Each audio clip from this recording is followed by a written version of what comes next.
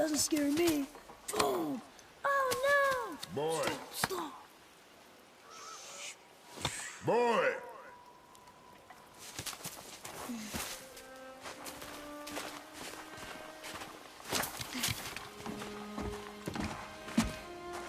Your mother's knife. It belongs to you now.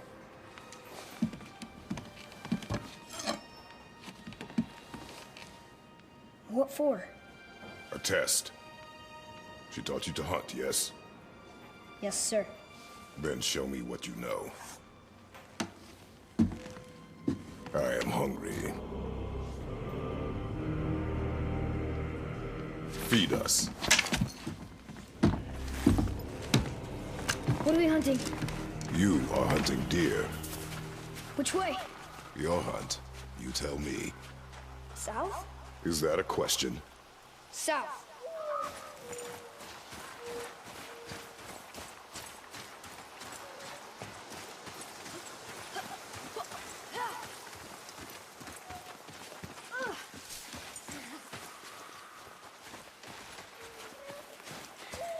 Look! Tracks! They're fresh! This way!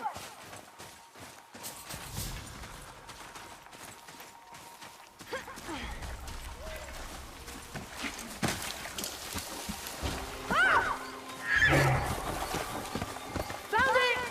Slow down, boy. Sorry. You must think. Do not simply react. Be calm and plan. It's just, I'm not used to hunting. Oh, what happened here? There it is! Hold. What are you doing? Now its guard is up. Only fire. Only fire. When I tell you to fire. I'm sorry. Do not be sorry. Be better. Find it.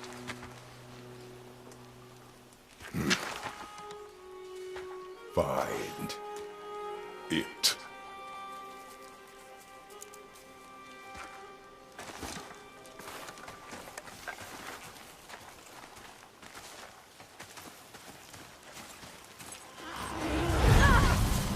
My bow! No! You are not ready! Stay back!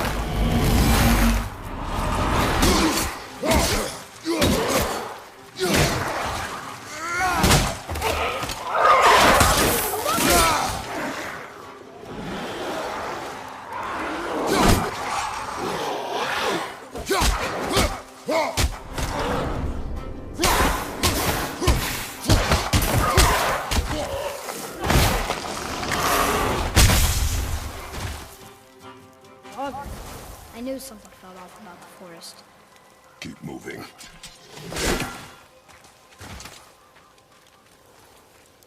You know, if you give me my bow back, I can help you fight. I'm ready. You have yet to prove that. I need a chance. You had a chance. I need another. Then find that deer.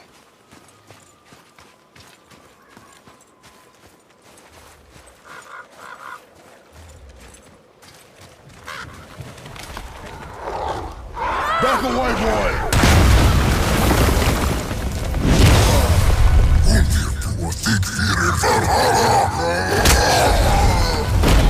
Here's your chance. Show me you're ready. Yes, sir!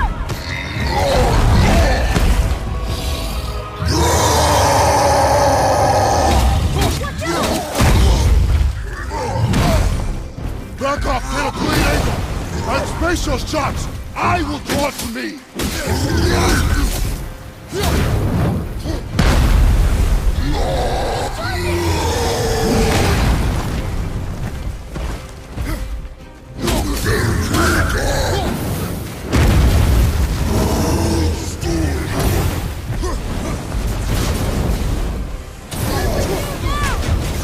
Shoot it! On it! Yeah.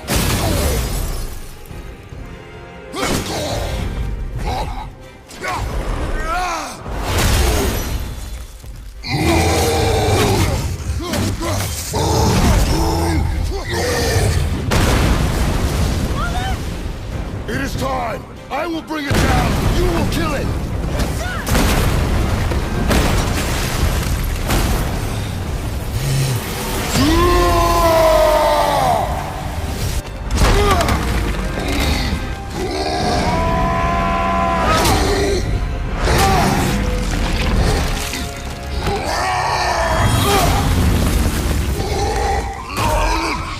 Now, boy! What? Do it!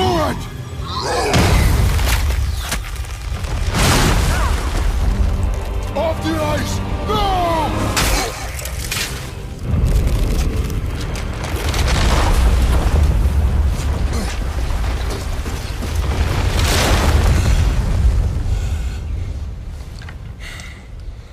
I am so sorry. Your deer is getting away. Yes, sir.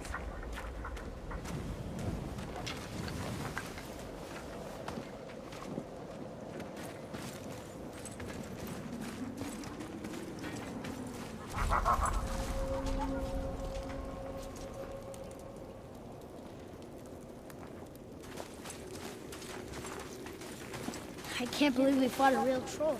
And you froze when I told you to kill it. I know, but he was staring right at me. How could I look him in the eyes and Him? kill? I thought your mother taught you to hunt. She did, but I never had to kill anything. She always did that part. Then it is time for you to learn. Father, look!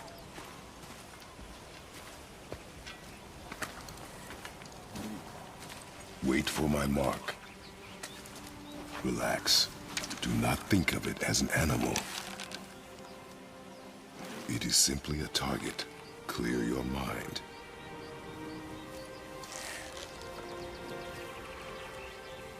Exhale and release. I got it! Good.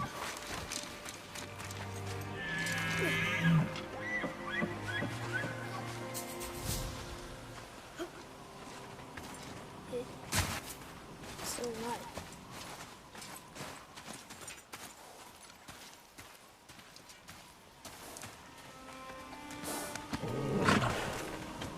Your knife.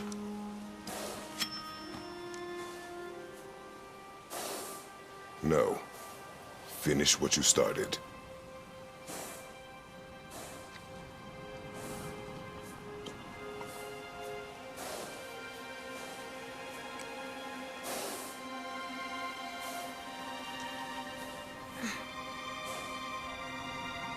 I can't.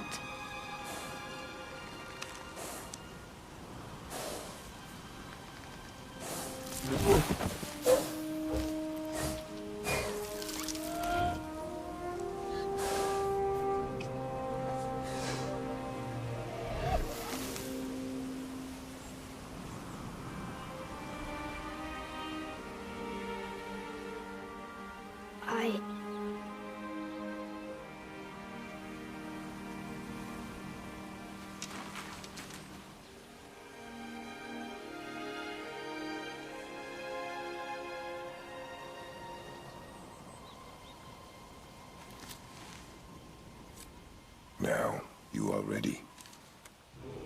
For what?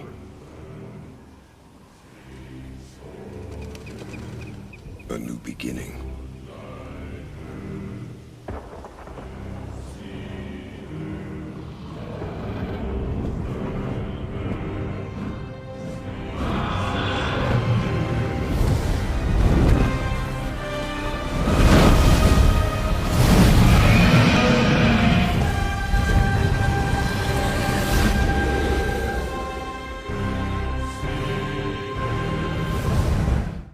Everybody, we're almost done, with day one at E3 at the PlayStation booth. That magical moment last night, when the orchestra was going, and those curtains raised, and we saw really what became God of War.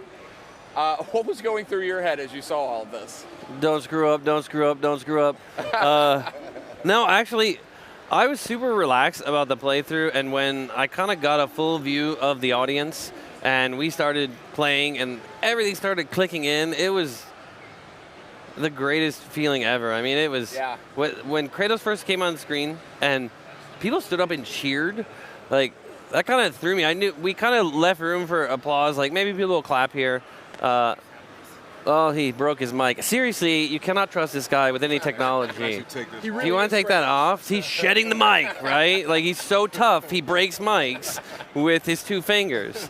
But yeah, I was so floored by that response. It was amazing. We've worked so hard for so long. So it's great to hear that. You're no stranger to the God of War franchise, actually. That's very true. So you worked on the original one. I believe, I want to say you were art director. Animation director. Animation director. I was close. That was close. It had an A in it, so you're there. I then like you were it. game director on God of War 2, which is one of my personal favorites out of the series. Thank you. You spent your time in the wilderness for a while. Now you're back. And this is a bold new vision. I mean, there's no two ways about it. Tell me a little bit, let's get inside your head a little bit about this new approach. I mean, you can even just see here, gorgeous looking game, but very, very distinct visually from what we know of as God of War.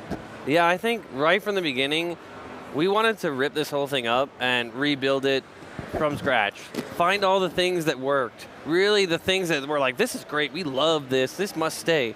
But all the things that felt like they were not steering towards this core vision of a closer, more intimate look at Kratos' life. Like, this character, the first chapter of his life really is this kind of birth of the anti-hero inside the era of Greek games. Like 7 games, this amazing sort of introduction to this character. And just like long format television, where a character can go from one side to the polar opposite, they can be hated and loathed and then sympathized with throughout this entire sort of arc, we're doing something similar. I love the challenge of taking something like that on and making people think. So tell me a little bit about the universe we're seeing here. I mean, can you get into any of that? I mean, this is radically different. This is definitely not, again, the sort of Greek mythology that we all know and love. This is, it doesn't appear to be at least, this is something really fresh and different. Yeah. So tell me a little bit about how you landed on this look and how you landed on the setting. The setting, we kind of had kicked around a bunch of mythologies for quite a while. We ended up in a period that is not the Viking era. It's sort of, before the Viking era is the migration, and then before the migration, this sort of pre-migration era, is the era we're sort of positing that the Vikings always talk about when they say the gods have abandoned us. They used to walk the earth. Odin and Loki and Thor all walked amongst with beasts and monsters.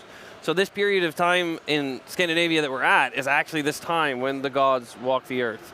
And kind of the visual direction, like we've worked a long time kind of finding this idea of isolating Kratos and his son so that they're in a world where nobody is friendly. They are not going to be high-fiving a bunch of people throughout this world. This is a world where everything is hostile, where the son is actually the only one who understands the language. So the player, playing as Kratos, experiences that kind of stranger in a strange land where their kid actually has a lot of the power. They don't understand the language. The troll is speaking in ancient Norse. So the kid would actually understand what he's saying. Kratos and the player, we don't understand. So we kind of have this interesting sort of inroad to that, which I think allows us to really focus on a new dynamic with Kratos and his son. That's awesome, and I want to talk a little bit more about that. But Christopher, I want to talk to you a little bit too, because you're now playing Kratos. This is a very iconic role for gamers, obviously. This is a little bit of a different Kratos too than we've seen in the past. So how are you approaching the character? I mean, what are his motivations? How do you see him? Well, you know, when I first started researching Kratos, he obviously is a very visceral, very physical guy. And looking at as an actor, I hate to use the term one-dimensional, but from an emotional standpoint, it was. So when I looked at this script, and I think one of the first days that we met, one of the first things I said was, like, this is like a script. It's not a game script. Right. It's a script. It's a fleshed out story with fleshed out characters that run the gamut of full emotional ranges.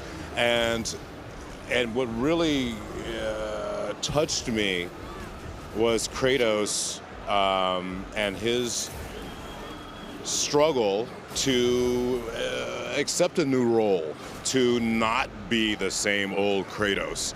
And so just from that aspect, there's just so many places to go emotionally. and acting-wise, I mean, it truly is like the role of a lifetime. That's awesome. I mean, but this is still Kratos, right? This is still Kratos. This is not a new Kratos. This is the Kratos we know, right? Yeah. But at a different time in his life, it seems like. Right. Yeah, he's older. He's Yeah. kind of in that first chapter. It's kind of that birth of the anti-hero, but this is Kratos as he's sort of looking through life through a different lens, you know? And for me, it reflects, I think, a lot of creative people when they make something. A lot of what they make is part of their own life, what they're seeing reflected back to them in their own life. And for me, I'm kind of at a different phase in my life. And that motivated this, like, well, that's an interesting thing. I look at the world differently now than I did when I started on God of War. Like, my view of the world, how I perceive characters and stories is totally different. And how interesting would that be if Kratos walked along that parallel path?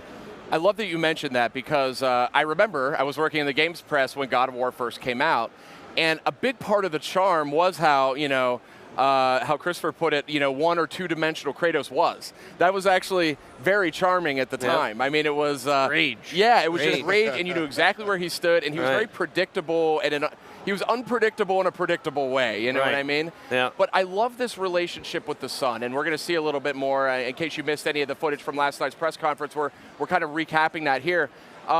It's a little bit. He seems almost a little frustrated with his son in some instances, but he's trying to be patient. You could, at least from my perspective, seems like he's really trying to challenge himself to be a little bit of a different guy. Yep. I just think that's fascinating. You know. He struggles. I mean, it's the human part of the whole experience. Like, no matter how fantastic the story is the setting that you're in, these sort of real human challenges of, like, another person, a tiny human, not listening to the words that you're saying and not understanding what you think is very simple, and that frustration of, like, I can't let the anger out. I have to convey this information, you know. And it's also, I think the Kratos challenge is that how much of himself, his real self, is he going to show his kid? Yep. You know, and how much of his real self does he see in his kid, and how much does that just crush him? Yeah. To see that. There's two universals that I absolutely love. That I think for things to be successful and relatable, they have to have commonality. They have to have themology that people can relate to. One is what changes more than having a child? More than a child, nothing. And the second, which, I mean, how do you father when you've never been fathered? Right.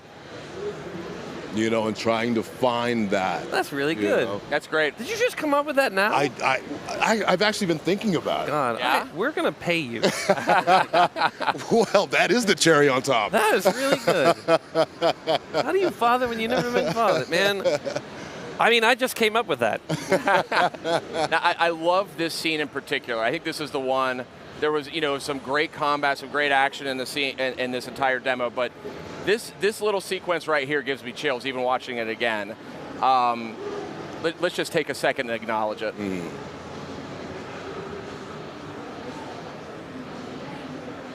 I mean, that's just awesome. That's just so awesome. It's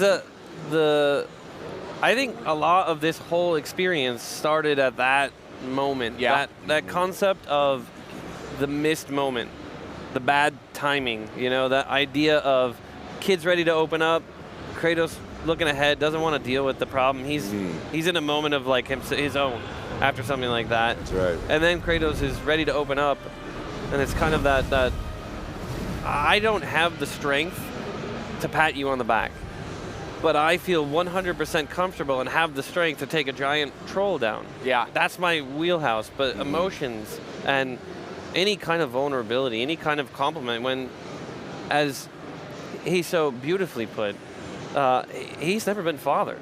He grew up in the Spartan Go, which is the most brutal military training any human being could ever undergo, right? That is, it does not breed soft, cuddly puppies. Not at all. You know? And for him to come out the other side of that one and have the will to do this is awesome. it's an interesting drama. It's fascinating, and I love that there's this sort of interpersonal dynamic, this relationship at the heart of the game, clearly. That excites me a lot. I mean, we're seeing some great narrative these days. We had the Telltale guys over here earlier. I love what David Cage is after with Detroit Become Human. Yes. There is some really interesting storytelling happening in games right now. God of War is a big part of that conversation. That's exciting. That's pretty awesome. It is awesome. To be included in that, that's great. I'm very happy that the audience wants to consume these kinds of stories. I mean, that is showing an incredible shift in the industry and an exciting time to play games. I mean, what more could you ask for? Now, more money. Yeah, more money. I'll take more. I'll take some of that too. If you would indulge me, I have a couple of nerdy game questions to Fantastic. ask you. So, RPG upgrades, that kind of stuff. Are we going to see kind of character progression for Kratos here? Oh, absolutely. Yeah? Yes, absolutely. How it manifests, we're still in the development phase of all that stuff, but in that sort of methodology of we're going to rip it up and rebuild it, the concept of upgrading Kratos and even the sun, is taking on a whole new sort of image for this game. Awesome. Good to hear. And of course, we haven't seen the Blades of Chaos. We do see an axe. And I'm curious about this axe. This axe feels like it's kind of maybe central to the game in some way. So I'm curious about that thing. It has a history. Yeah? There's a whole story that connects to a lot of the characters around this axe. I know you don't want to hear this, but I can't really talk too much about that part. I can accept it. But it was very deliberate going with a new weapon because we're going with a whole new way of controlling the game. We are shifting everything to a whole new set of buttons and a whole new way of interacting with the controller.